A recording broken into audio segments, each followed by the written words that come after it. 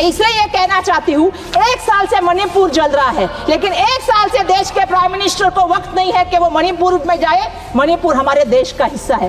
गरीब आदमी रोजी रोटी, कपड़ा, स्वास्थ्य, जो ट्रांसपोर्ट है, उसके लिए दिन ब दिन तकलीफ सहता है, और अमीरों के लिए, दोस्तों के लिए मुनाफे के फायदे बनाए जाते हैं, उनके लिए कॉन्ट्रैक्ट बनाए जाते हैं। ये आजकल हम देख रहे हैं। अगर लाल आंख दिखानी है, सर्जिकल स्ट्राइक करना है, 56 इंच की छाती है, तो आप बांग्लादेश में जो परिस्थितियां हुई है उसका भी आप जिम्मेदारी लो, और उसको कैसे बंद कर सकते हैं उसके लिए भी आपको आने वाले दिनों में काम करना पड़ेगा।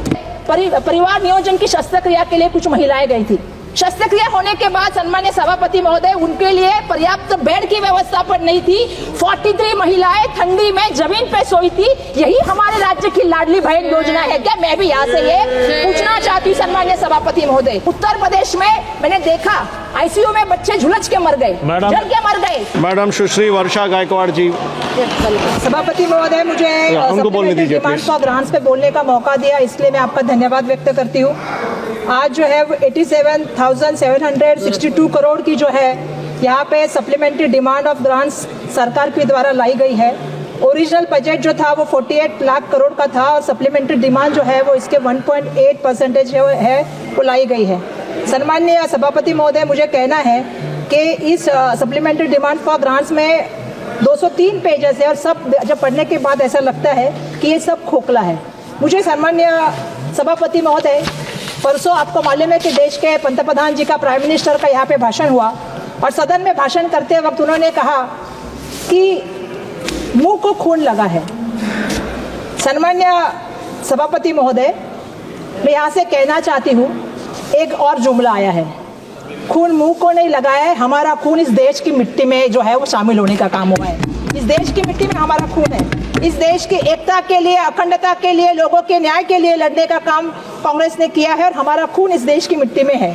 सन्मान्य अध्यक्ष महोदय, मुझे यहाँ से कहना है कि स्वतंत्रता संग्राम से लेके, चाहे वो झांसी की रानी रहे, चंद्रशेखर आजाद रहे, टीपू सुल्तान रहे, मंगल पांडे रहे, इन सभी ने जो है वो देश के लिए खून बहाने का काम किया है।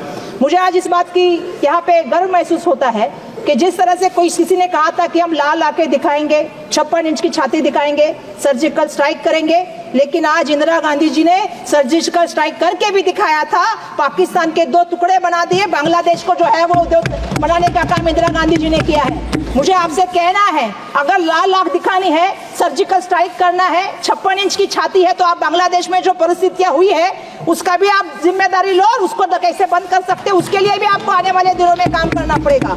सन्मान्य सभापति महोदय, मुझे एक चीज और कहनी है। अहिंसा के पुजारी और सत्य के पुजारी महात्मा गांधी जी की हत्या किसने की? उनका खून इस धरती में मिला है।